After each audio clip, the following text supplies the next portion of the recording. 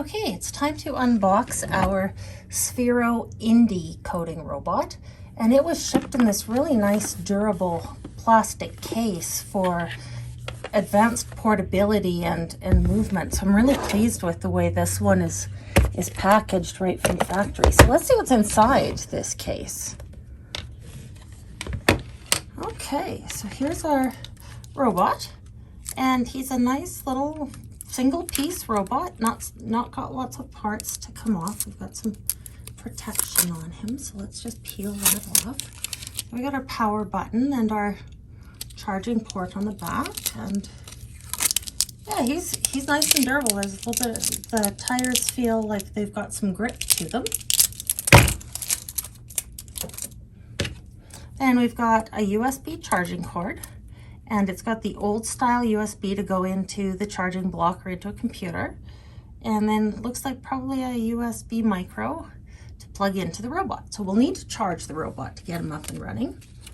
And we've got a little legal guide, some mumbo jumbo about the Sphero devices. There's some instructions that are stuck right into the inside of the case explaining how to get this guy connected in. Now it's showing a tablet. We'll be using Chromebooks, of course, in Chinook's Edge for this.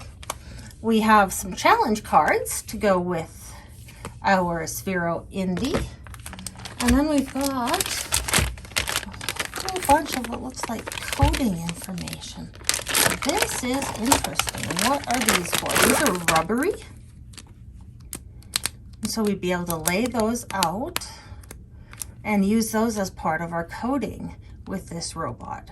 So these are pretty cool. They're durable because they're genuinely a rubber type thing, and certainly the colors will invoke some sensor activity on the part of the robot as it encounters some of those cards. So let's just see what these challenge cards look like real quick. Okay, so there we go with a challenge. So we lay things out as a grid like we generally do with coding, and then we utilize those mats and our Sphero Indi to complete the challenges. So looks like the front of the challenge card all looks the same, and then we've got something different on the back side of each one for students to complete with these robots. So the Indi looks like a pretty good little robot to start teaching and learning a bit of coding in the classroom. So we'll find some resources for this.